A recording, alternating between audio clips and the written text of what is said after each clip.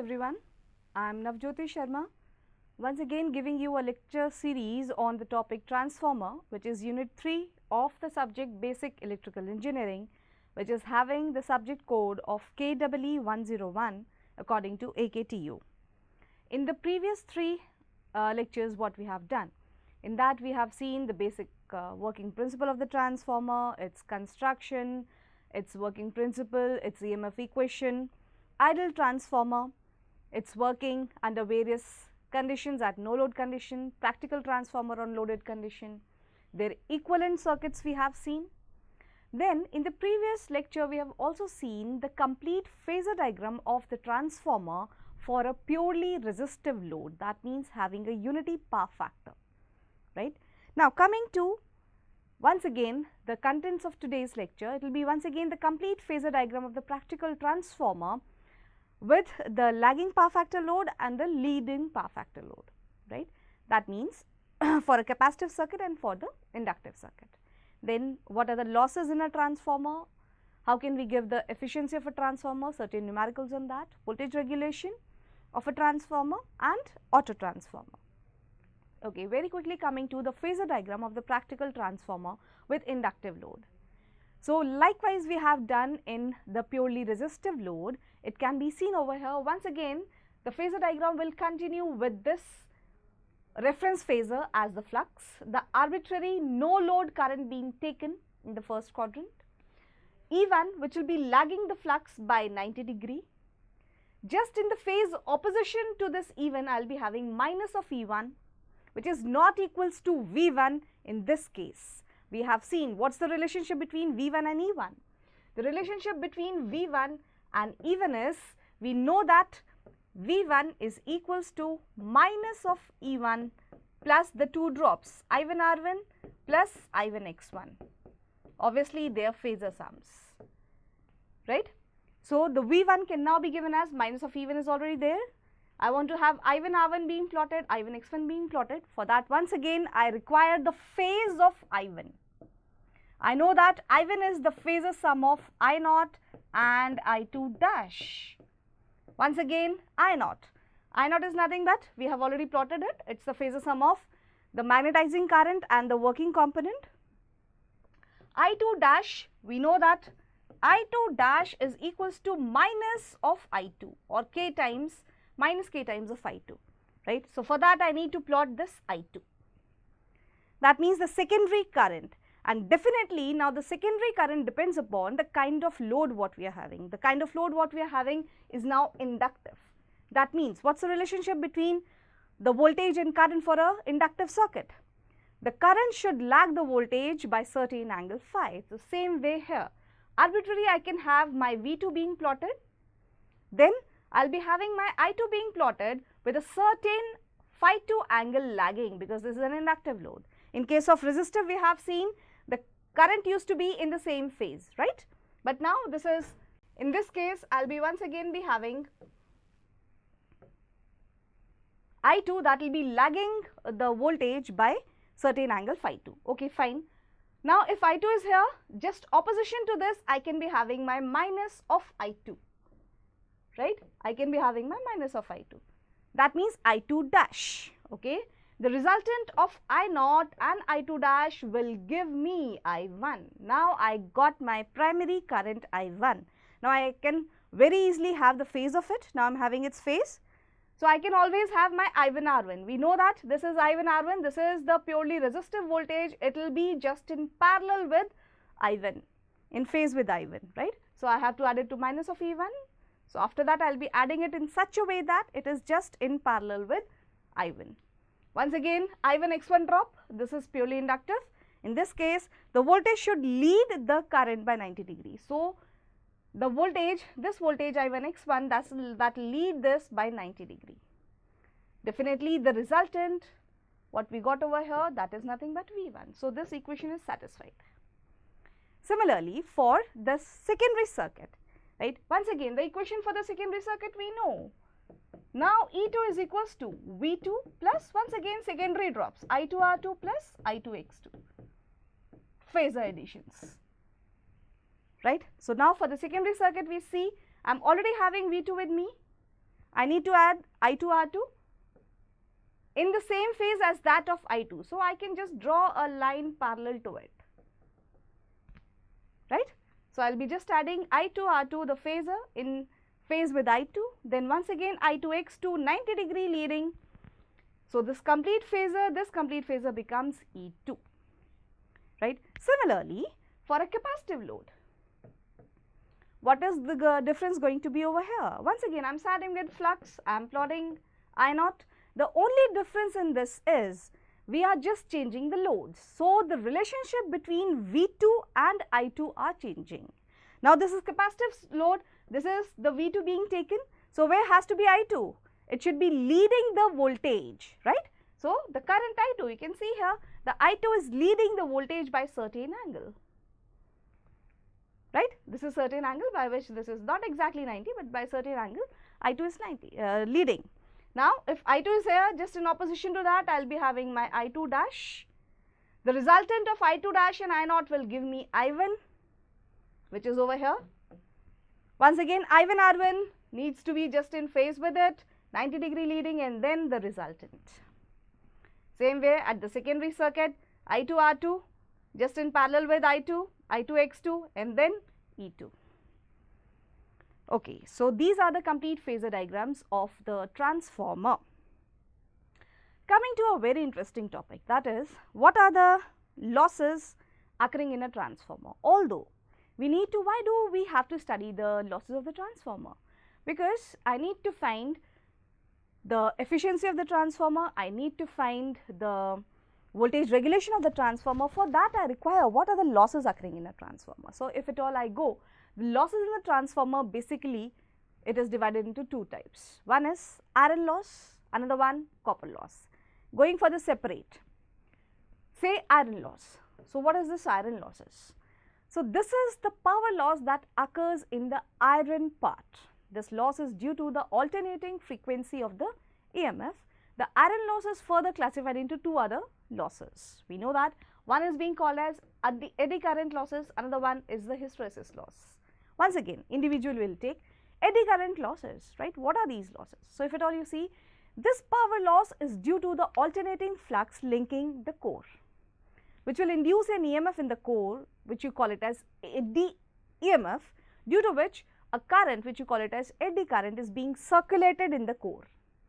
As there is some resistance in the core with this eddy current circulation, it converts into heat, which you call it as eddy current power loss. So, the eddy current loss is proportional to the square of the supply frequency. Eddy currents, these can be minimized by laminating the core, by slicing the core into thin films and then stacking them together or stamping them together, right.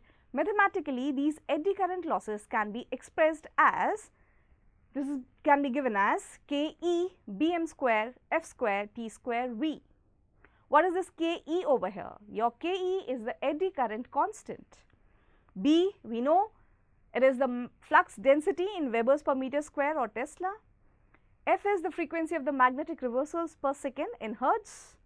T is the thickness of the material and V is the volume. As can be seen in the figure, the eddy currents, when it is being laminated, what can be seen in the right, the eddy currents in the laminated core are smaller. Here we are having a smaller currents which are flowing, right. These are the laminated core, but whereas if at all I am having a solid core, I am having a heavy eddy current being flowing, so that the losses are also more. Now, the another loss, which we call it as hysteresis loss. Now, what is this? This is the loss in the iron core due to the magnetic reversal of the flux in the core, which results in the form of heat in the core. This loss is directly proportional to the supply frequency. So, the eddy current loss can be minimized by using a core made up of thin sheets of silicon steel material, and each lamination is coated with Varnish insulation to suppress the path of eddy currents. Whereas, the hysteresis loss can be minimized by using the core material having higher permeability. What is this permeability? Permeability is the ease with which any magnetic material allows the flow of the flux through it, right? If the material is having higher permeability, obviously it requires a very small amount of current or the force to get it magnetized, right? So that the hysteresis curve, right, the hysteresis curve what we used to have, the BH curve what we used to have, the area of that BH curve would be very much smaller, right, because it will be taking a very small force or very small current to just get it magnetized. So, the area of the BH curve would not be very much larger, so that the hysteresis loss is also not larger. Mathematically, the equation for the hysteresis loss can be given as, this is neta Bm n f v. What is this neta over here? This is the Steinmann's hysteresis coefficient, right, which depends upon the material. B max, we know it is the maximum flux density. The Steinmann's exponent, which is ranging from 1.5 to 2.5, right, which is the power of the maximum flux density. F is the frequency of the magnetic reversals per second. V is the volume of the magnetic core.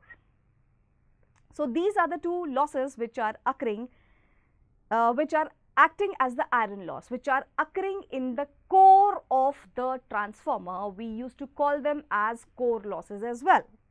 As we can see, the losses, let it be eddy current loss or let it be the hysteresis loss, these are the frequency dependent losses. Otherwise, rest of the things are all constant. The volume is constant, right? Steinmann's exponential is constant, maximum flux density is constant. So, it is depending upon, we know that the transformer is a constant flux device and also a constant frequency device. The frequency on either the primary side or on the secondary side, that remains same, right? That is why the core losses or iron losses are also being called as constant losses, right? That means they do not vary according to the variation of the load. Okay. Now, what about the another loss? The another loss is nothing but the copper loss. Now, what is this? So, this is the power loss that occurs in the primary and the secondary coils when the transformer is loaded. So, this power is wasted in the form of the heat due to the resistance of the coil. This loss is proportional to the sequence of the load, hence this is called the variable loss, whereas the iron loss I just discussed, that is being called as constant loss, as the supply voltage and the frequency are constant. So, once again, just to repeat, the copper losses, those are the variable losses, they are current dependent losses, needs to vary according to the variation in the load, whereas core losses, or which we call it as iron losses, those are frequency or voltage dependent losses which are remaining constant, hence they are being called as constant losses. Okay. How do we formulate this total copper loss? So, we have seen that earlier also. Copper loss is being given by I square R. Obviously, for a transformer I used to have two windings. So, in the two windings I will be having two copper losses, I1 square R1 plus I2 square R2. So, the total copper loss for the transformer, that becomes I1 square R1 plus I2 square R2, where I1 and I2 are the currents in the primary and the secondary, and R1 and R2 are the resistances of the primary and the secondary winding. Now, the efficiency of the transformer, we have studied all these losses to incorporate that in the efficiency of a transformer, right. So, efficiency of any device, if at all I say, it is nothing but it is the ratio of the output power to the input power of that particular device, right. Say the same is for the transformer. Okay. Once again, I can give input can also be expressed in the terms of output as output plus total losses. Now, what are the losses in the transformer? We just studied that are iron loss and copper loss. So, the complete input can be given as output plus iron loss plus copper loss. So, the efficiency I can define in terms of the output power divided by input, that can be defined as output power plus iron loss plus copper loss. Just giving the expression for the output power, if you just see, it is V2 I2 cos phi 2 divided by V2 I2 cos phi plus the iron losses plus the copper losses, right, where V2 is the secondary voltage and I2 is the secondary current, cos phi is the power factor of the load. The transformers are normally specified with their ratings as kVA, so that I can also give the efficiency of the transformer in its kVA rating. right? What is V2I2? That is nothing but the VA rating. So, I can also give it in terms of KVA rating 10 to the power of 3 multiplied by cos phi divided by KVA rating, cos phi, iron losses plus copper losses, right? Now, if at all I say these are all referring to the full load conditions, since the copper losses varies according to the square of the load, the efficiency of the transformer at any desired load N, if this is the expression for full load, right? So, that is the rating of the transformer is at full load. The iron losses, these are in fact constant, these are not going to get varied, but the copper losses, these are occurring at full load. What happened if at all I make the transformer to work on half load or 3/4 load, or say it can be even more, 1.25 times. In that case, what is going to happen with the expression for the efficiency? Say if the desired load is N, right? So, what is going to happen with the expression with the efficiency? Obviously, the rating is going to get changed according to that. So, the very moment when the load is going to get changed, the first change occurs in the current of the transformer, right? So, according to the current, I will be having the change in the KVA rating as well. So, that becomes N times the KVA multiplied by the power factor of the load. The same N into KVA rating multiplied by power factor. Iron losses are the constant losses. These are not going to get vary at any of the load. So, these are going to remain same, iron losses. But what about copper losses? The copper losses varies according to the square of the current or square of the load. So, if the load is being changed to N, then the copper losses would be changed to N square, the copper losses at full load, right. So, that is what we are saying, where W copper is the copper losses at full load given by I square R. Now, coming to the maximum efficiency condition of a transformer. What is this? Condition at which the efficiency of the transformer would be maximum. So, if you just see, the efficiency of the transformer along with the load and the power factor is expressed by the given relation which we have seen, V2I2 cos phi divided by V2I2 cos phi 2 plus Pi plus the copper losses, which can be given in terms of secondary parameters I2 square RES. Okay. Now, the value of the terminal voltage V2 is approximately constant. Thus, for a given power factor, the transformer efficiency depends upon the load current I2, right. So, in the very first equation what we have seen over here, in this particular equation, if the numerator is constant and the transformer efficiency would be maximum if the denominator with respect to the variable I2 is equated to 0, that is it, right. So, if at all I differentiate it with respect to I2 and equate it to 0, right. So, what is the condition I am having? The condition I will be having is the iron losses would be equal to copper losses, right. So, the condition to have maximum efficiency of the transformer is the load at which the copper losses of the transformer becomes equals to the iron loss, the maximum efficiency of the transformer will occur, right. So, the expression for the maximum efficiency can be given as V2 I2 cos phi 2, that is the output power, divided by V2 I2 cos phi 2 plus Pi plus PCU at that load which is equal to Pi only. Okay. So, I can write it as 2 Pi, right. So, from this equation, the value of the output current I2 at which the transformer efficiency would be maximum, that can be very well given as I2 can be given as under root of Pi by the effective resistance of the transformer. If X is the fraction of the full load kVA at which the efficiency of the transformer is maximum, then the copper losses is equals to X square of the PCU, the copper losses at full load, isn't it, and which is equals to iron loss. So, for maximum efficiency, this X square PC must be equals to Pi, right.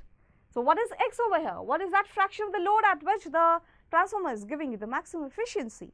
So, that is going to be under root of Pi by PCU, where Pi, these are the constant losses at any load, but what is this PC? This is the copper losses referring to the full load copper losses, right.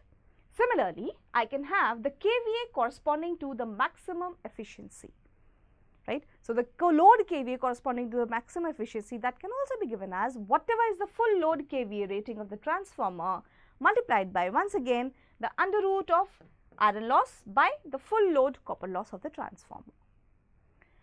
Based upon all these calculations, we can be doing certain numericals on the transformer efficiency. If at all you see, a 200 kVA rated transformer has a full load copper loss of 1.5 kilowatt and an iron loss of 1 kilowatt. Determine the transformer efficiency at full load and 0.85 power factor and at half load at 0.8 power factor. Okay. So, if you just see for the very first one, what we need to find? We need to find the full load, the efficiency of the transformer at full load and 0.85 power factor, right. So, for that, do I know the output power? Do I know what is V2I2 cos phi 2?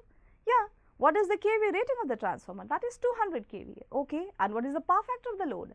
That is being given as 0.85. Okay. So, what is the output power? That is 200 into 0.85. That is 170 kilowatt. What are the losses? The copper loss plus the iron loss, right. So, that is already being given to us. The total copper loss is 1.5, iron loss is 1 kilowatt. So, that is 2.5 kilowatt.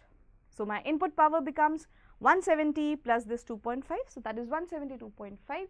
So, the efficiency I can substitute it as 1 minus losses upon input power, right, or I may even substitute it as output upon output plus losses, right. So, that is going to be 98.55%. Similarly, half load, the efficiency at half load and 0.85 power factor. What will be the efficiency? So, what will be the power change in that? Do we have a change in power? Definitely. So, the total, the full load rating of the transformer, that was 200. So, at half load, what is going to be happening? At half load, it is going to get 0.5 being multiplied to it, half of 200, the power factor is 0.85, so that becomes 85 kilowatt, right. Once again, the iron losses, what was iron losses? 1 kilowatt. But the iron losses are going to remain same at any load. So, that is going to remain same as 1000 watts. Are the copper losses going to remain same? No, those are current dependent losses and varies across according to the square of the current or square of the load. The full load copper losses were 1500. So, what will be the half load copper losses? 0.5 square multiplied by 1500, that is 375 watts. So, the total losses becomes 1000 plus 375, that is 1375 watts. This is the input power,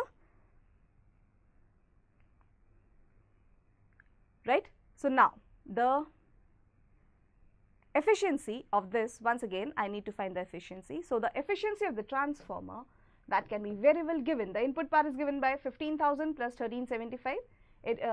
That can be given as output power. What was the output power? That is 85 10 to the power of 3 divided by 85 into 10 to the power of 3 multiplied by plus the iron losses. Iron losses is just constant 1000, right, but the copper losses I used to get it as 375 or 1375 was my total losses.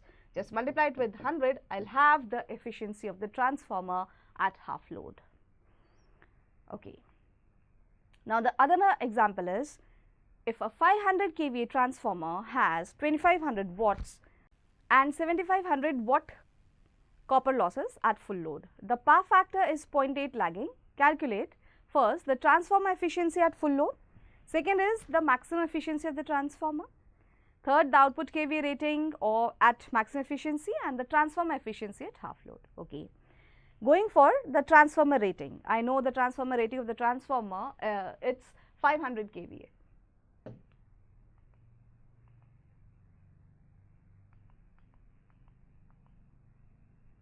It is 500 kVA. Transformer output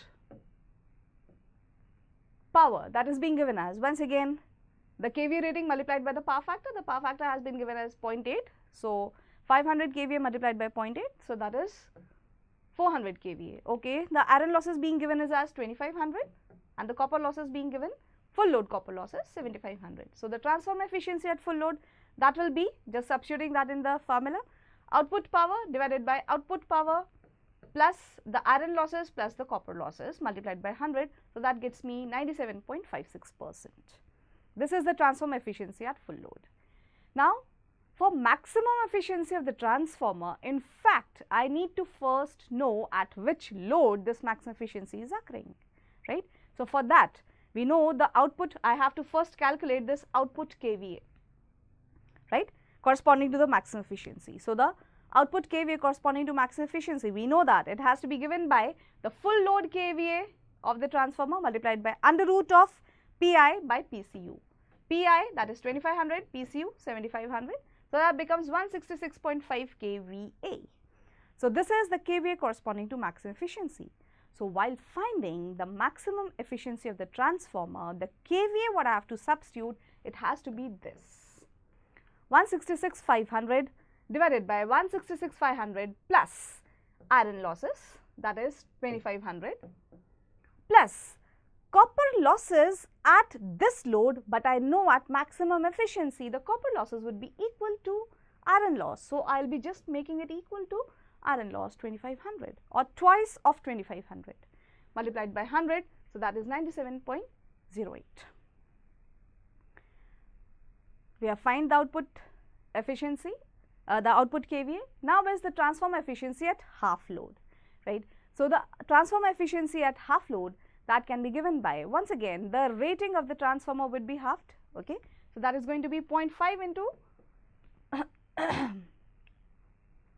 400 kVA divided by 0.5 into 400 kVA plus 2500 plus 0.5 square of the 7500, right. That is going to be 96.89%. Now, coming to a another topic of the transformer after efficiency, for finding the analysis of for going for the analysis of the transformer, we need to go for the voltage regulation of the transformer at different power factors. What are this voltage regulation? Now, to regulate the transformer means we need to regulate the voltage of the transformer at the load. At the no load condition, if at all I just see what is the terminal voltage, that is just the EMF E2, right. But when it is being loaded, we have seen that there will be a small drop because of the drops which are occurring I2, R2 and I2, X2. Because of these drops, I will be having a decrease in the terminal voltage at loading levels, right. So, that decrease, how much this terminal voltage is decreasing compared to the no load voltage, this is being given by the voltage regulation, right. So, when the secondary of the transformer, it is not loaded, then the secondary terminal voltage, so if at all I am saying it is not V2, it is equal to the secondary induced EMF E2. So, E2, we know that that is given by V2 plus I2 R2 plus JX2. So, if at all I say E2 is equals to not V2, that is at no load when I2 is equals to 0, then the secondary voltage of the transformer, that V2 reduces due to the voltage drop in the winding resistance R2 and reactance X2. So, the voltage regulation, I can be easily giving it, it is defined as the change in the terminal voltage from no load to full load. The percentage voltage regulation is defined as, it can be given by the difference between the no load to the full load voltage divided by the no load voltage. If it is a down voltage regulation, if it is an up voltage regulation, it can be given by no load, the difference between the no load voltage and the full load voltage defined as the fraction of the full load voltage multiplied by 100.